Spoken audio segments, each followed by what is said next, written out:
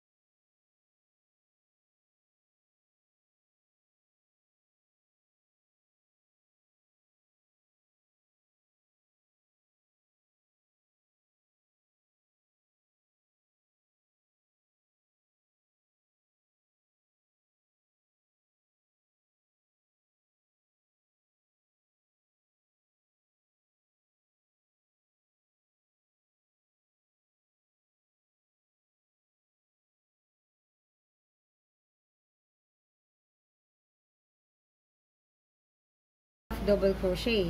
Okay? So, half double crochet is 1, 2. Right?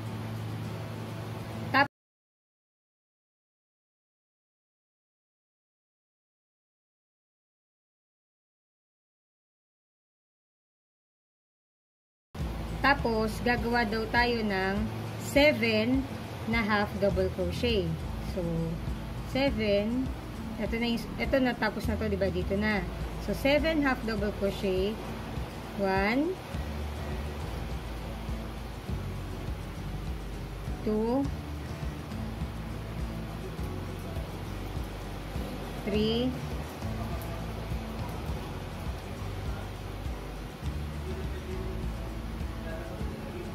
4,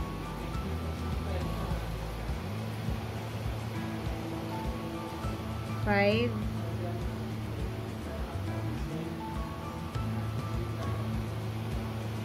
6,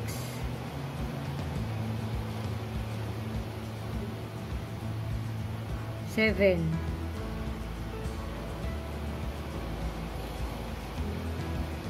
Seven na. Ngayon, sabi, make 2, In the last chain, ito na, last chain tayo. Kung makikita nyo guys, di ba? Isa na lang yung chain natin. Last chain. In the last chain, make 5 half double crochet. So, sa isang chain, 5 half double crochet. So, sorry, half pala. 1, okay, 2, 3,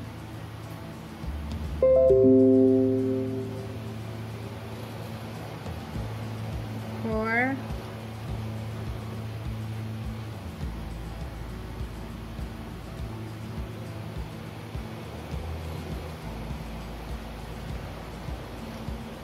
4 and 5.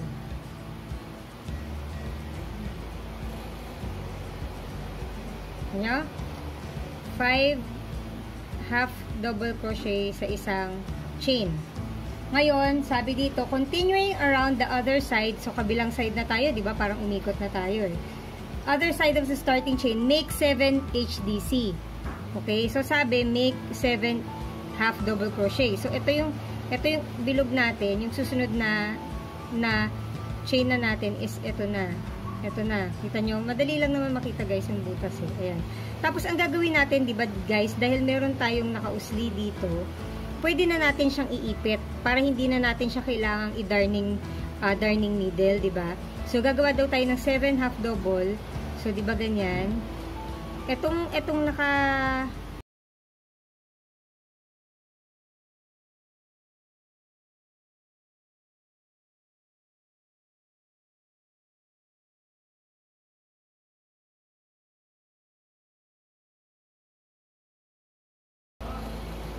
So, susunod na chain tayo. 1. Ay.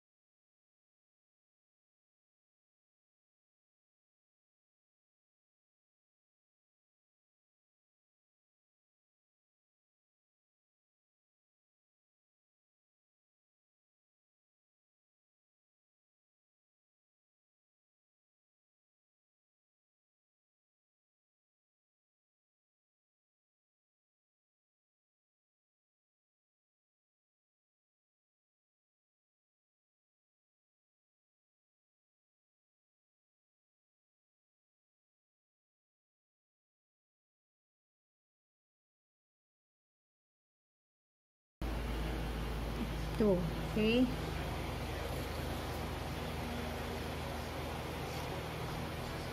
Ayan. Okay? So, ngayon, sabi dito, join with the slip stitch to the top of the first half double crochet. Ito yung top nung half double crochet natin, guys. Kung makikita nyo, kasi ito yung unang umakyat tayo, diba? Ito yung unang chain natin. Ayan. Kung makikita nyo. Ayan yung unang half double crochet natin. Ito na yung last chain.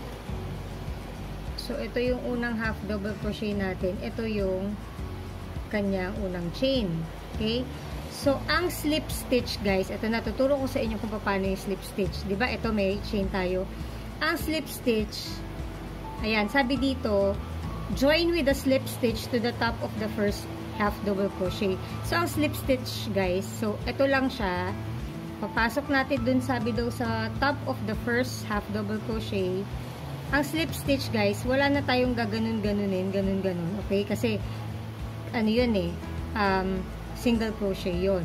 Ang slip stitch guys is, para pag nagbubuhol tayo, remember guys, pag nagbubuhol tayo, so, pasok lang sa chain, yarn over, tapos, sumabit, yarn over, diretso na doon sa chain natin. Yun ang slip stitch guys. So, wala nang i-yarn over pa. Pagka yarn over dun sa last chain, sa first chain nung half double crochet natin, ulitin ko guys ha. So, ito yung last na stitch natin, di ba? Dun sa row na yan. Ang slip stitch, again, papasok dun sa top ng first half double crochet natin, yarn over, dire-diretso na doon sa last stitch natin. So, ayan. Ngayon, ito tuturo ko na sa inyo guys kung paano gumamit ng yung parang pardibling maliit. Okay? So, ganyan guys. Pagka medyo malilituhin kayo, gaya ko. Okay? So, ayan. Dito na tayo. Pwede kayong gumamit nito or pwede rin naman to, kaya lang ito kasi minsan natatanggal or minsan masyadong malaki, masyadong bulky, di ba? Kita nyo naman. So, ang ginagamit ko lang guys na marker is this one. Okay? So, kunwari, ayan, nag-slip stitch tayo, di ba? Ito yung slip stitch natin. Pwede kong lagyan ng marker dyan sa chain ko na yan.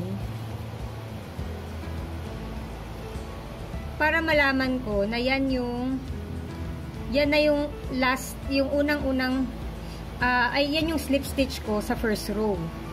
Okay? Kasi gagawa na tayo ng pangalawang row. So, ilalak ko lang to para hindi siya maalis. Okay? So, ngayon, pupunta na tayo sa round 2. Okay? Pero guys, hindi na muna natin tatapusin kasi hahaba tong video natin. Magtatapos tayo ng project on the next video. So, ayan. So, anyway guys, so ngayon, ang ituturo ko sa inyo ngayon guys, yung back loop. Kasi 'di ba kanina na-mention natin na meron dun sa pattern na BLO, which is back loop only. Okay? So, ganito yan guys. Kasi 'di ba usually, ang chain, ayan, kung makikita nyo yung top ng ating crochet, ito yung mga chain. Makikita nyo para mga letter V, di ba? Para mga heart. So, usually, pagka nag-chain tayo, dito tayo nag-chain dun sa chain, dun tayo nag-i-stitch sa chain natin. So, dito tayo nagpapasok. Ibig sabihin, dalawa yung nako-cover natin pag nag-i-stitch tayo sa chain. Okay? Pero pag sinabing back loop only guys, mag-i-stitch tayo sa back loop lang. Kasi di ba kita nyo dalawa yan. So, ito yung front, ito yung back. So, pag pa sinabing back loop only,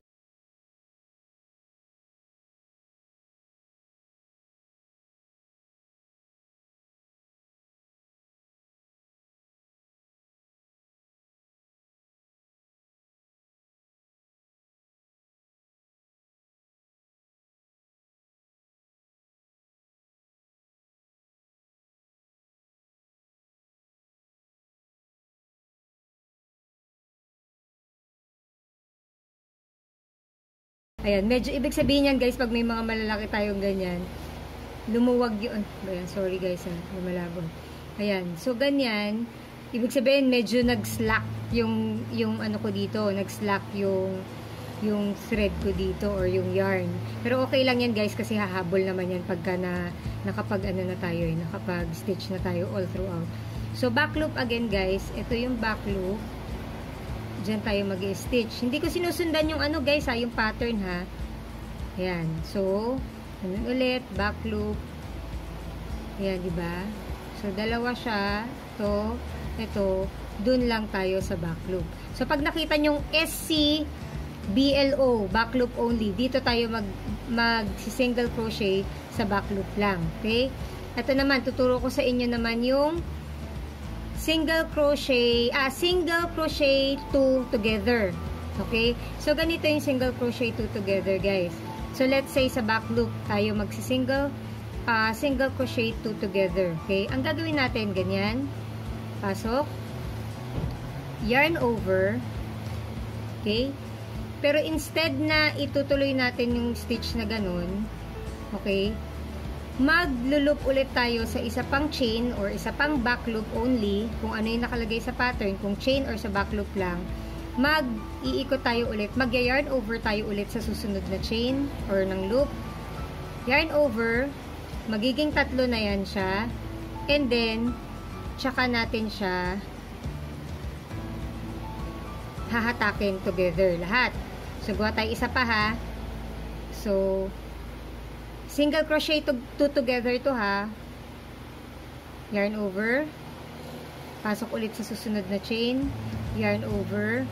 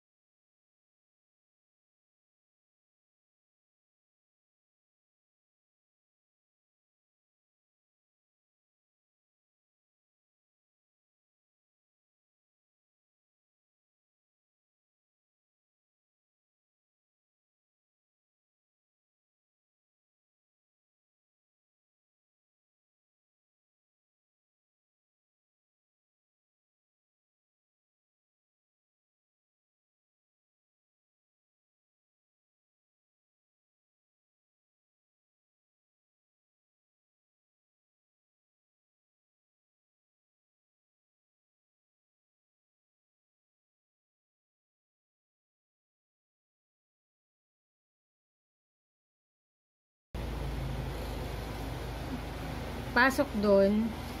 Ngayon, kita nyo guys, di ba may dalawa na dyan? Tatlo.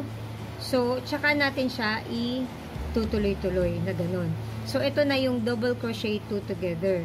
So, isa pa ha. Yarn over. Pasok dun sa chain. Yarn over.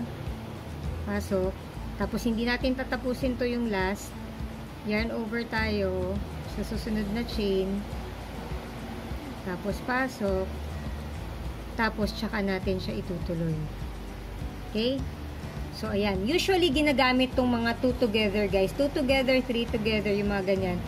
Pag nagdi-decrease tayo. So, ang mangyayari niyan, ibig sabihin, nagdi-decrease ng size. So, usually, nagiging parang yung crochet natin, nagka-cup. Lumiliit siya kasi imbis na flat, dahil nag-extend tayo or nag-i-increase tayo ng stitch. Imbis na nag-i-increase tayo ng stitch, nagdi-decrease tayo ng stitch. So, ang nangyayari, pag kailangan natin yung project natin na mag-curve, papasok, or pag ganon, doon tayo nagdi-decrease. Diba? So, kung mapapansin nyo, pagka natapos to, pag nag-decrease tayo sa project na to, magiging parang cup siya kasi, ayan, parang yan, parang magiging ganon. Kasi, nagdi-decrease ka eh. So, yung ibabaw niya, liliit. Okay? So, ganun lang siya guys. Ngayon, kung treble crochet naman, 2 together, gagawin natin, di ba sa treble crochet, dalawa yung yarn over natin. So, parang 1, 2, hook,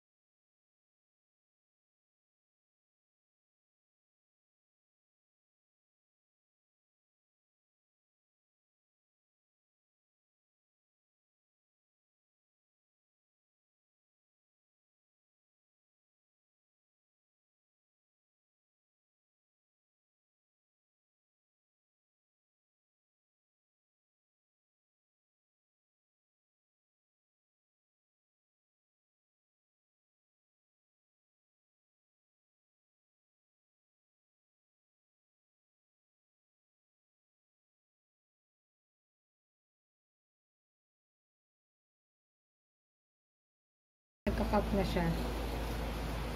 Okay? So, there you go, guys.